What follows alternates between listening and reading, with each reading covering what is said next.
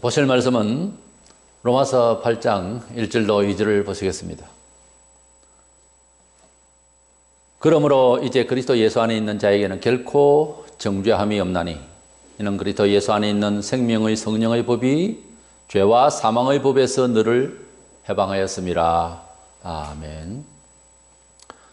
사도 바울은 예수님을 직접 만나고 또 구원의 확신이 든 사람으로서 정말 사도 중에서 큰 일을 한 사도입니다. 그러나 그런 자기 자신에게도 죄가 있기 때문에 늘 항상 아파하면서 괴로워했었습니다.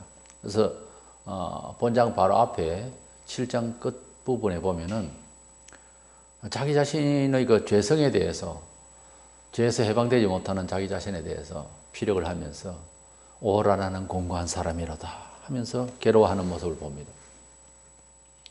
그래서 처음도 예수여 나중도 예수, 예수 아니고는 내가 어떻게 이 죄에서 해방될 수 있겠느냐, 구원받을 수 있겠느냐 하면서 또 믿음을 고백하는 모습을 보게 됩니다. 그리고 이 본문에서 결정적으로 예수님을 내 구주로 믿고 또 예수님이 우리 죄를 위해서 돌아가신 것은 사실인데 그 언약 안으로 들어오되 성령께서 역사하시지 않으면은 그 하나님이 죄를 용서해 주신다고 하는 언약의 말씀도 우리에게 적용이 안 되기 때문에 영적으로는 계속해서 짓눌릴 수 있다는 거죠. 그래서 이 알고도 잘 안 되는 이 부분을 되게 하시는 것은 또 성령님의 역사가 있어야 된다는 말씀을 주고 있습니다. 그래서 로마서 8장은 성령장이라고 할 만큼 그리스도인은 성령의 감화를 통해서 문제를 마무리를 해야 되는, 이런 적용을 확실히 해야 되는 그런 내용을 기술을 하고 있습니다. 이래서 우리가 예수를 믿고 사도 바울 이상으로 우리들도 갈등하게 되는데 같은 입장입니다. 그래서 성령님의 감화로서 죄에 해방되는 그런 기술적인 내용이 어떤 것인가, 그래서 성령의 법으로 승리하자 하는 주제로 말씀을 나누고자 합니다. 첫째, 성령님의 그 이름 자체가 거룩한 영입니다. 그러다 보니까 거룩한 영이 우리 속에 오시려면은 우리가 깨끗해야 되겠죠. 그릇에 귀한 것을 특별히 이제 액체를 담는다면 더 깨끗하게 씻어야 되겠죠.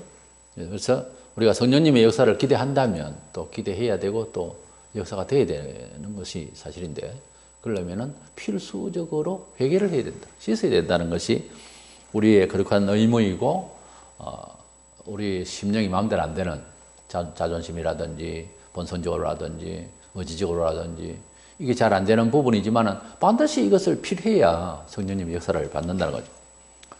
사도 바울은 기독교인들을 핍박하다가 다메섹 도상을 넘어가다가 예수님을 만났습니다. 그래서 그리스도의 종으로 부름받게 됩니다. 이 사건은 수행하던 사람이 같이 갔기 때문에 바울 개인의 감성적인 차원이 아니고 팩트에 의해서 사실적인 일입니다. 사도행전 9장에.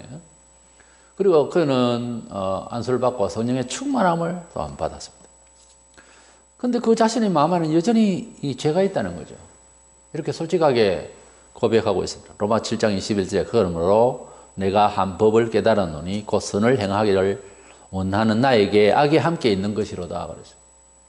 이것은 모든 성도들의 경험인데 가끔 소위 구원파라든지 이런 이단적인 사람들이 보면은 하나님의 자녀로서 이제 뭐 구원을 받았고 죄가 없다 이렇게 생각한 나머지 우리 죄를 용서해 주시옵소서 하는 주기도문도 할 필요도 없다, 이런 식이 되는 너무 비약된, 우리가 성경을 이해하려고 할 때 우리 양심의 작용도 상당히 지혜를 가져줍니다. 그 양심을 눌러놓고 다른 생각을 가지고서 소위 영지주의나 또는 합리적인 철학주의 이런 쪽으로 성경을 이해하려고 하면 안 되고, 우리가 하나님을 믿되 우리 양심에 일어나는 바울처럼 자기 자신을 돌아보는, 어디 뭐 구약 성경을 가지고 비춰보는 그 이전에 자기 몸에 죄가 있다는 도덕성에 대해서 솔직하게 고백하고 있잖아요.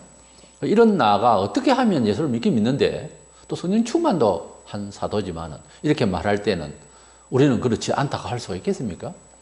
그래서 이런 부분에 대해서 우리 자신을 어떻게 하면 더 명쾌하고 쾌활하고 영혼이 가벼워지고 감사하면서 기쁨을 우리가 가지고 살 수 있느냐는 거예요. 그래서 바울은 내가 이 사망의 몸에서, 이 죄된 몸에서 누가 나를 건져내랴 하고 아주 죽을 맛이라고 로마 7장 24절에 자기를 비력하고 있습니다. 이렇게 솔직하게 자신의 죄성으로 인해서 심령이 괴로운 상태, 이것을 회개하고 있는, 그래서 거룩한 정신을 사모하는 이 간절한 마음, 애타고 있는, 갈등하는 마음, 이런 마음이 있어야 은혜를 받는다는 거예요. 교회를 다니면서 예배에 참여하면서 그런 마음이 있어야 은혜를 받습니다. 목사나 성도들로부터 사랑받는 것도 한계가 있어요. 하나님이 사랑해 주시는 영혼의 즐거움, 영혼에 보장된 어떤 하나님의 메시지, 이걸 받아야 되는 겁니다. 성령님은 하나님의 언약을 성취하시는 거룩하신 지혜의 영이시고 권능의 영이십니다. 때문에 우리 속에 오시려면 거룩하신 분이다 보니까 손님이 오면 집안 청소를 하듯이 우리가 우리 마음속에 성령님을 모실 수 있는, 그래도 최소한의 회개가 있어야 되고, 그래도 은혜 받으려고 하고 성령님이 내가 알고 있는 예수, 내가 배운 성경의 효력을 발생하려면 적어도 내가 갈등하는 심정은 있어야 되지 않겠어요? 멍청하게 오늘 예배당에 가면 뭐 알아서 목사가 성령 충만하게 하시겠거니, 이건 아니에요. 그럴 리가 없습니다. 내가 간절해야 은혜를 받습니다. 마가복음 1장 15절에 이르시되 때가 찼고 하나님 나라가 가까웠으니 회개하고 복음을 믿으라 하시더라고 했습니다. 우리가 믿으라는 말을 너무 많이 이야기를 하다 보면 그냥 뭐 거침없이 그냥 믿기만 하면 되구나. 그것도 주문에 얻듯이 계속 믿습니다. 자꾸 그렇게 하라는 거예요. 그 말이 다른 말은 아멘 하시오. 할렐루야 아멘. 자꾸 그렇게 하면 뭐 믿어질 것이다. 이런 주문 외우듯이 하는 이런 미신 같은 신앙. 그러다 보니까 믿어진다. 이건 자기 창난적이에요. 이건 정신착란을 불러일으킨 겁니다. 인격 없이 믿어진다 말이 안 되는 거예요. 우리가 하나님을 믿는다고 하는 거, 예수님이 역사 속에 일반 사대서인과 다른 하나님 아들로서 독자로서 구주가 되신다 하는 이 개념의 이해는 감각적인 지혜를 동반합니다. 또한 동시에 생전에 있을 수 없었던, 이해되지 않겠죠, 도덕성도 발휘합니다. 우리가 원죄인이다. 뭘로 원죄인이라고 인정하겠습니까? 세상에서 어떻게 잣대가 없습니다. 동양의 잣대를 대겠습니까? 서양의 철학을 가지고 갖다 대겠습니까? 내가 죄인이라는 것을. 그것을 안다고 하는 것은, 그 도덕성의 어떤 감각이라고 하는 것은 하늘이 줘야 되는 거예요. 하나님이 우리 사람에게 우리가 죄인이라는 것을 알게 하시지 않으면 안 되는 일이거든요. 근데 사람으로서 하나님께로 나아갈 때 최대한 할 수 있는 것은 내가 죄인임을 하나하나, 그래도 세상을 살면서 하다못해 죄 지은 것을 생각하고, 아무리 생각해도 나는 죄가 별로 없다. 무슨 죄를 짓냐? 이런 게 보통 인간이에요. 그래도 또 생각해보고 또 양심적으로 생각해보면은 죄스럽다라고 하는 생각이 들 거면, 어떤 사람은 그 죄를 100% 죄라고 생각하는데 못돼 먹은 인간은 한 20, 30% 정도는 죄겠지, 이래 생각하기 때문에 하나님께서 주시는 은혜를 잘 못 받는 거예요. 참말입니다. 똑같은 상황인데 이해를 어떻게 하느냐는 것은 엄청난 차이가 나요. 같은 예수를 놓고 죄인으로 보는 사람, 두 강도가 있었는데 같이 죽을 때 한쪽에는 의인으로 봤단 말이에요. 예수를 어떻게 이해하느냐 하는 것은 너무너무 차이가 나요. 세상 사람들이 예수를 도둑꾼자로 봅니다. 그분은 참 좋은 분이다. 원수를 사랑하라 했고, 그쪽만 보는 거예요. 그러니까 도덕성이라는 것은 인간 사이에서 동물과 다른 큰 정신문화입니다. 그렇지만 그걸로서 인생관을 확정한다고 하는 것은 미흡한 거예요. 도덕만 가지고 살 수 있나요? 경제학도 있어야 되고, 문학도 있어야 되고, 예술도 있어야 됩니다. 인생 사는데 복잡한 거예요. 아니, 복잡하다 보면 그런 많은 하모니를 이루어야 멋이 있잖아요. 근데 뭐 도덕만 가지고 어떻게 이야기해요? 도덕만 가지고 농사를 지을 수 있습니까? 그렇다고 해서 도덕이 없이 경제 활동을 해보세요. 경제 윤리라는 게 빠지고 하면 완전 뭐 사기꾼 되고 세상이 험악해집니다. 그것도 윤리가 있어야 되는 거예요. 그래서 모든 것이 다 함께 어우러지고 되도록끔 하나님께서 사람을 지으셨고 이 세상을 그렇게 통치하고 계십니다. 그걸 닮아야 되는 거예요.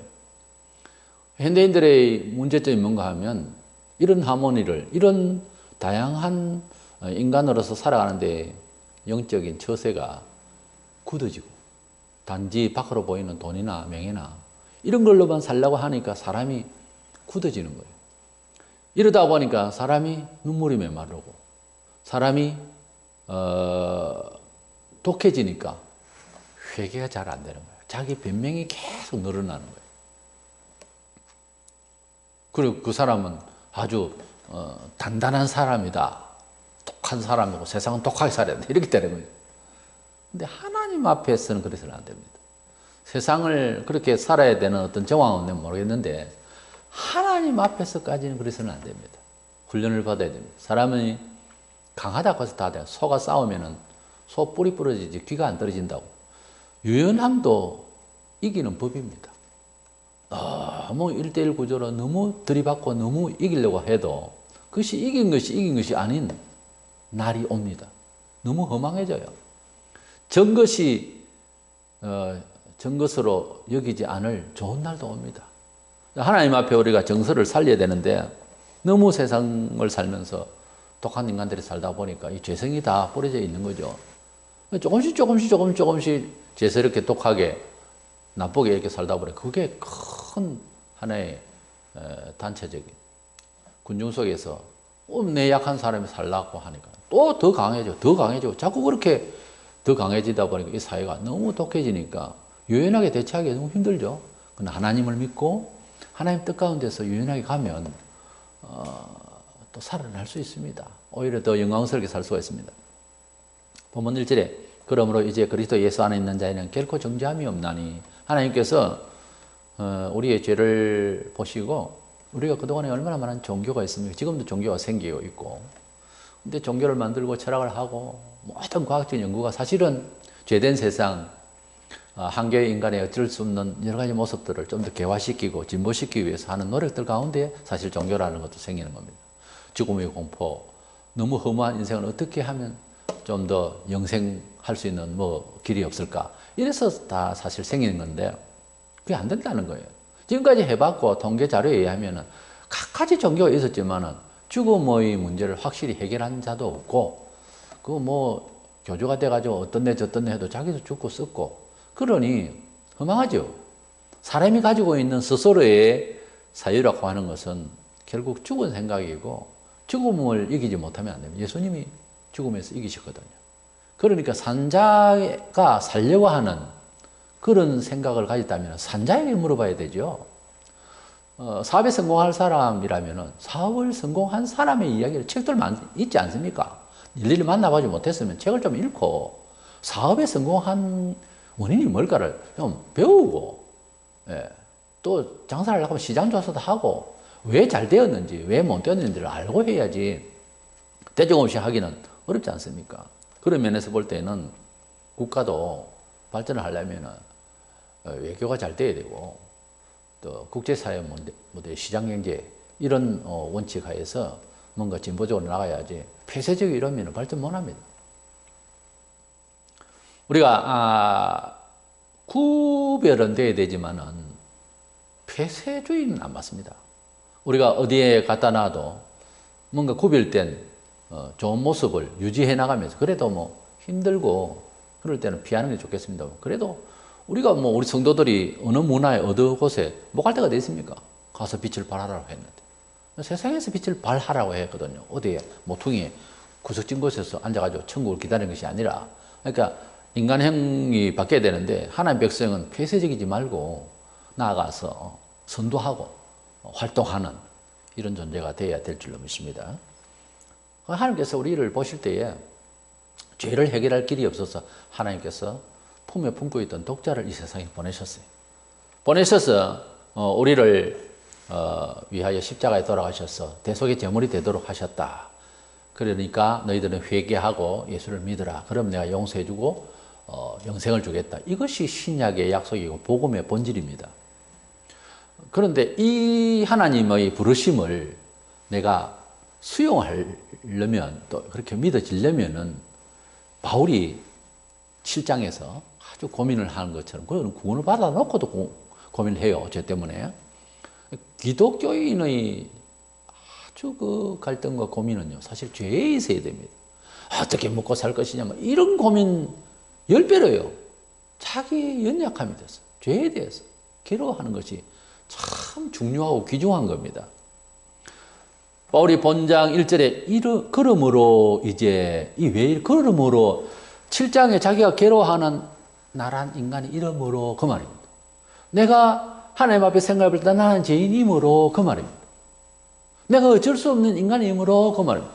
그러므로 이제 그리스도 예수 안에 있는 자는 결코 정죄하면 그러므로 하는 말은 회개를 하는 사람이 예수님을 믿어야 되겠네 그 말이에요. 내가 이렇기 때문에 therefore 이러므로 뭐가 이러므로 7장의 인간이 이므로 7장이 뭐예요? 나는 죄인이구나. 너무 괴롭구나. 나는 선을 원하지만 원하는 대로 안 되는구나. 이런 인간이구나. 이 인간을 위하여 하나님께서 예수님을 주셨으니 그러므로 이제 예수 안에 있는 자는 결코 정죄함이 없나니. 이것은 예수 안에 들어오면 예수를 믿으면은 우리 죄를 다 덮어주시겠다고 하는 약속입니다. 근데 이 성경을 많이 알고 신앙을 한다고 죄를 청산하는 건 아니에요. 오직 예수 그리스도의 십자가에 돌아가신 그 사건, 한 사람의 사건이, 죽음이 우리 죄를 위해서 돌아가셨다는 것을 성경을 보거나 이해를 할 수 있어야 됩니다. 그분은 죄가 없이 죽으셨다.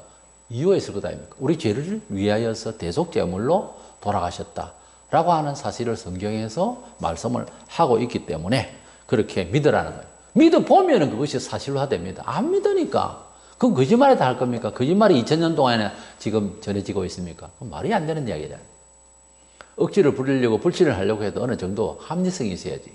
예수님은 우리 죄를 위하여 돌아가셨으니까 내가 착해야 구원받는다. 그거 아예 처음부터 생각도 마세요. 안 착한 놈입니다. 뭘 착해요, 착하기는.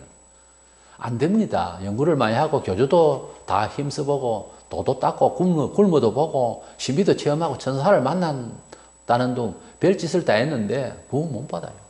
죽으면 씻기 나갈 수 없어요. 오직 예수 그리스도를 믿음으로써 그래서 구원받는데 그 예수님의 십자가의 죽으심을 믿고 구원을 받는 이 케이스를 하나님께서 인생을 이해하시고 이런 구원의 그 조약을 이런 프레임을 주셨어요.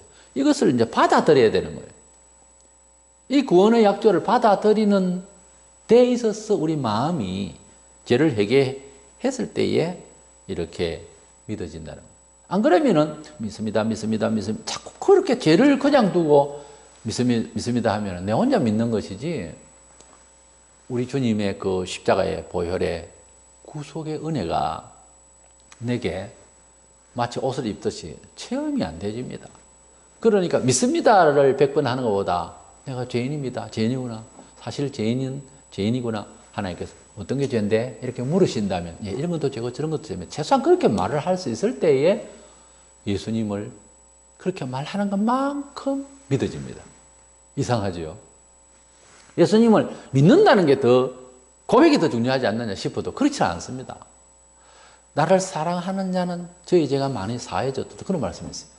내가 주님을 사랑한다고 하는 것은 내가 죄를 회개하는 만큼 믿어지는 겁니다. 다른 일은 그렇지 않는데 이 일은 그래요. 그래서 회개를 하는 가운데서 성령님을 모셔야 되겠기에 성령을 거룩한 영이니까 말 그대로 거룩할 성자에서 거룩한 영이시니까 그분을 내가 하려면 바울처럼 로마 7장에 어쩔 수 없는 인간이라는 것을 늘 갈등하고 고민하고 고백하고 괴로워하는 도덕성이 있어야 되는 거예요. 그러면은 이 케이스로 들어올 수 있다는 거죠. 근데 문제는 두 번째로 생각할 것은 이 본문에 성령의 법이라는 이 사망의 법 이렇게 대조해가지고 이 법이라는 말이 나오는데요. 하나님께서 아들을 이 세상에 주셔서 믿으면은 죄 사함을 주겠다고 하는 약속을 주시면서 아들을 주셨어요. 그런데 그 약속이 개인적으로들 체험이 되어지고 확실한 자기 지식이 되고 그래서 하나님 자녀가 되는 그런 확실성은 어디에서 일어나느냐? 성령이 충만해야 일어납니다. 성령이 역사를 해야 일어납니다. 성경을 많이 암송을 한다고 해서 또 성경의 내용을 기억을 한다고 해서 그래서 되느냐? 우리는 성경 많이 읽지 않습니까? 많이 듣고 그대로 실천을 막 봅니까? 그건 아니죠. 그건 인정해야 될 것 아닙니까? 그렇다면은 왜 그럴까? 예를 들어서 사도들이 3년 동안 예수님께 직접 배웠어요. 매일 들었어요. 3년은 폰을 넣는다고. 다 들었잖아요. 걔도 폰을 넣는다는데. 근데 이 사도들이 가지고 있는 지식이라고 하는 것은 우리보다 10배로 많습니다. 지금 복음에 대해서 정확한 지식을 갖고 있어요. 그런데 복음을 전파하는 데 있어서는 아직도 무유한 문제가 있는 거예요. 멋진 자동차를 그리고 사기도 샀어요. 근데 기름을 넣지 않으면 가지를 못하잖아요. 그러니까 예수님께서 성천하시기 전에 마지막 유언으로 사도행 1장 8절에 성령이 임할 건데 권능을 받고 복음을 전파하라 그랬어요. 이 말을 다른 말로 하면 권능을 받아야 복음을 전파할 수 있다라는 거죠. 그래서 그들은 기다렸어요. 성령이 올 때까지 기도하고. 그래서 성령이 오순절 날에 충만하게 임했어요. 불같이 임했어요. 그래서 그들은 복음을 전파할 수 있었고 그 뒤로 사복음서의 시절과 다르게 계속 기도를 매일같이 정해놓고 하고 있었던 모습이 보입니다. 그래서 기도하면서 성령님이 자기들이 받고 알고 있는 복음의 내용을 증거할 수 있는 용기와 이제 권능을 주셔서 일을 할 수가 있었던 거죠. 그처럼 구원을 받고 범사에 하나님이 구원을 받아라, 영생을 얻는다 그 말만 아니라 사생활에 있어서 하나님께서 함께 하시고 역사하시겠다는 많은 조약들이 있습니다. 이런 말씀들 저런 교훈들을 역사하시고 내 생활에서 이렇게 실천화 되려면은 성령님이 우리 속에서 역사를 하지 않으면 안 된다는 것을 사도행 1장 8절에 권능을 받고 사도들이 복음을 전했듯이 매사에 그렇습니다. 자, 예수는 구주인 줄 알고 있고 부활한 것도 보았다. 그러면은 복음 전파하는데 쉽겠다 생각이 드는데도 성령이 충만해야 할 수 있다라고 주님이 말씀하시고 그 성령을 받으라고 하시고 성천하시고 성령 받고 난 뒤에 일을 했거든요. 이 점에 있어서 이해를 해야 된다는 거죠. 우리가 예수를 믿는다. 또 성경도 많이 읽고 은혜를 받는다. 근데도 그대로 다 되느냐 하는 거예요. 다 되려면은 열심히 기도하고 기도밖에 없어요. 다른 건 어떻게 하겠어요? 기도를 많이 하고 성령님의 감화로서 내가 알고 있는 예수, 내가 알고 있는 하나님 백성의 됨됨과 은혜와 역사를 표출해내고 산출해내려면, 연출하려면 성령님의 역사가 반드시 있어야 된다고 하는 사실을 우리는 인지해야 됩니다. 본문 2절에 이는 그리스도 예수 안에 있는 생명의 성령의 법이 죄와 사망의 법에서 너를 해방하였음이라. 예수를 믿으면 구원을 받는다 했지 해방받는다 이렇게 안 돼 있잖아요. 보면 예수를 믿으면 구원을 주겠다는 언약이에요. 로마서 8장 1절까지는 완전한 구원을 받은 것을 확인할 수가 없어요. 로마서 8장 2절까지 이상 가야 이제 성령으로 하나님 백성 된 것 확실시되고 또 하나님 백성 다음의 삶을 살아낼 수 있는 사람이 되는 거죠. 이게 2절에 보면은 생명의 성령의 법이라는 말이 나오고 죄와 사망의 법이라는 말이 나옵니다. 이 두 가지 법이 나오는데 성령께서 우리에게 이 생명의 역사를 하시는 법이 된다는 거예요. 법이라는 말 로모스라고 하는 이 헬라어는 어떤 원칙이다 또는 디바인 로스 신율이다 하는 등의 뜻도 있는데 규칙이라는 뜻도 있고요. 방식이라는 뜻도 있습니다. 그래서 노모스라고 하는 이 말은 죄를 해결하는 그런 메소드다는 거죠. 그런 처세고 방법이라는 거예요. 예수님이 십자가의 보혈로 돌아가심을 어떤 방식으로 적용이 되느냐 이 말이에요. 그래서 성령님이 감화하시고 그 언약 뜻을 내 것으로 만들어 주시는 감동의 역사가 반드시 필수적으로 있지 않으면 다 쳐다봤죠. 그러나 그것이 감동되는 사람만 믿어지는 거거든요. 성경은 예수님을 믿으면 구원을 하시겠다는 것이 언약이고 그 사실을, 그 약속을, 그 복음을, 그 좋은 길을 역사하시는 분은 성령님이시다 하는 점에 대해서 분명하게 지식을 알고 계셔야 됩니다. 그렇다고 성령님의 역사가 원칙도 없이 신비적인 경험만 하고 뜨겁더라 어떻더라 그건 아니에요. 성령님은 성경에 진리의 영이라고 했어요.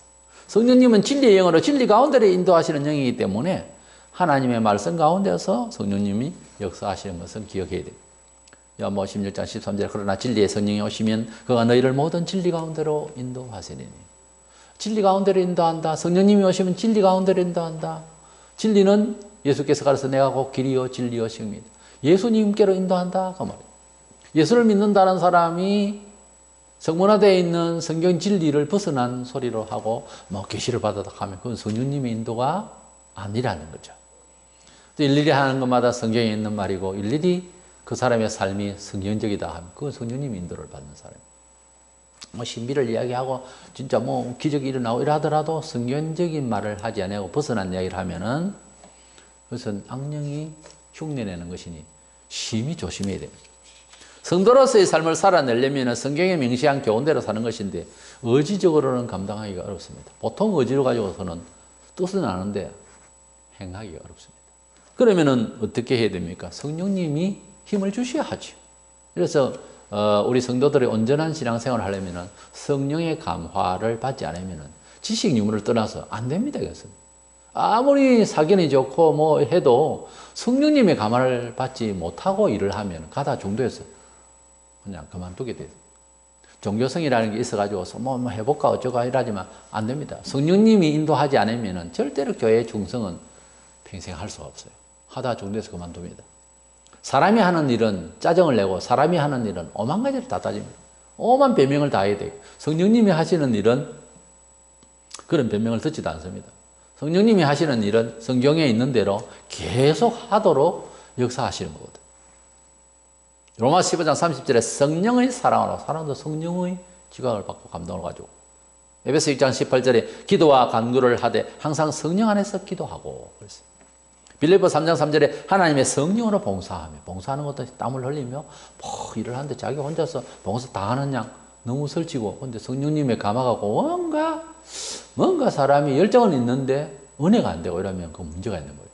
자중을 시키게 됩니다.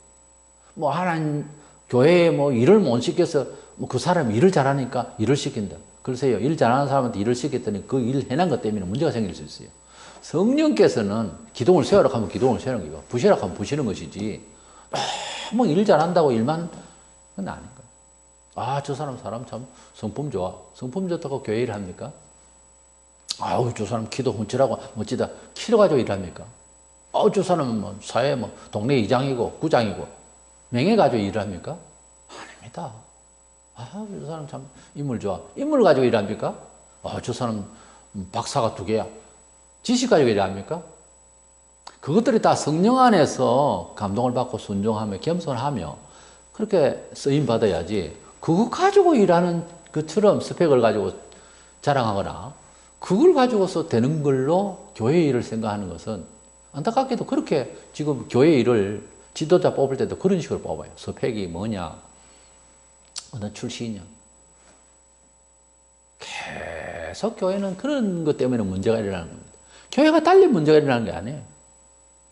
성령으로 봉사하면 봉사도 성령으로 해야 되는 거예요. 뭐 봉사하라니까 막 그냥 아니에요. 성령님이 인도하시는 대로 봉사. 베드로전서 1장 12절에 성령을 힘입어 복음을 전하는 자들, 복음 전하는 것도 성령님이 인도를 받아서 감각적으로 이렇게 복음을 전하자. 예, 그래 하는 거예요.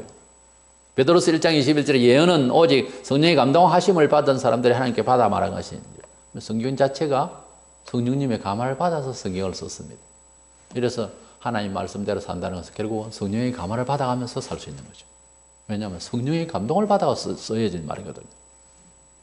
그러니까 성경을 이리저리 잘 정리를 해서 많이 외웠다. 그렇다고 되는 게 아니에요. 성령님이 감동하셔서 써야진 책이니까 결국은 우리도 그 뜻대로 살려면은 성령님을 받아야 그 말이 현실감 있게 2000년 전에 그 말이 지금 일어나는 거예요. 다윗도 회개할 때에 여러 가지가 있겠죠. 회개할 말들이. 제일 걱정한 것이 시편 51편 11절에 나를 주 앞에서 쫓아내지 마시며 주의 성령을 내게서 거두지 마소서. 다윗이 그 하나님 앞에서 영통을 하는 이것이 사그러들까봐, 이것이 엉킬까봐 제일 걱정을 했어요. 하나님 아버지 벌을 주시더라도 내 재산 없이 하면 안 됩니다. 자식 주고만 뭐 이런 기도를 한 거 아니에요. 내 속에 있는 영을, 내 속에 있는 하나님 늘 귀 열어서 들리고 늘 주시던 이 영감을 거두어 가버리면 나 죽습니다, 이거예요. 늘 그게 걱정인 거예요. 주의 성령을 내게서 거두지 마소서. 이게 영성이 있는 사람의 기도인 것입니다. 그만큼 성도에게는 하나님 백성은 성령님의 역사가 참 중요합니다. 구약에 하나님의 자녀가 되는 것은 먼저 할례를 받아야 했었습니다. 신약에는 뭡니까? 성령으로 중생을 해야 했었습니다. 하나님 백성 되는 자체가 교회에 나오니까 세례 받았으니까 등록을 했으니까 하나님 백성이다. 천만에요. 성령님의 과연 역사가 있는지 개인적으로 강요에 의해서가 아니고 고백을 할 수 있어야 됩니다. 자원해서 누가 묻지도 않는데 고백하게 돼 있어요. 그게 진짜 성령으로 중생한 사람입니다. 요한복음 3장 5절에 사람이 물과 성령으로 나지 않으면 하나님 나라에 들어갈 수 없느니라 분명히 말하고 있습니다. 사도 바울이 말한 이 성령의 법이라는 말은 결정적으로 신앙에 내가 믿고 있고 인지하고 수용하고 있는 것이 발생시키는 새로운 신약의 하나님의 법입니다. 그래서 이것을 아셔야 됩니다. 성경대로 하는 말만 배우고 교리만 배워가지고 되는 일이 아니에요. 하나님의 성령께서 감화하시는 것을 아주 간절히 기대해야 됩니다. 알기는 아는데 마음대로 안 되는 것이 사실적으로 고백되어진다면 이제는 그것을 될 수 있도록 하는 길을 이렇게 제시하고 있는 겁니다. 성령의 법이라는 것이 어떤 장로교의 교회 법, 무슨 교단의 법, 무슨 교리 법 다 좋은데 성령의 법을 결론적으로 가져야 되는 겁니다. 그러니까 성령의 법이 임하면 성경 공부를 했습니까? 한쪽 강도가 예수를 믿을 때에 그가 마음에 감화를 받은 거예요. 그래서 성령의 이미 감화를 받고 예수님을 알게 되는 거예요. 그래서 구원을 받게 된 거예요. 성령이 임재하시면은 무지한 사람도 말이 트입니다. 말이 트이고 심지어 성령의 감화를 받은 사람들 중에요. 모르던 글도 알게 되는 사람도 있는 것을 내가 봤어요. 일본에 한 선교사가 한국에 와가지고 한국말 잘 못하고 해서 그래 산기도를 많이 해서 한국말이 바로 터졌다는 그런 실화가 있습니다. 늘 그래서 우리는 기도해서 영어하고 가지 말고 그냥 기도하면 된다. 그런 것이 아니라 특수한 경우도 지금도 있습니다. 사도들이 처음에 성령의 충만을 받았을 때 15개국어를 각자 다 할 수 있었어요. 우리가 하나님 앞에 모든 것을 할 수 있다는 것은 언약이고요. 그 언약을 성취하며 역사하시는 것은 성령님이라는 것을 빠뜨리면 안 됩니다.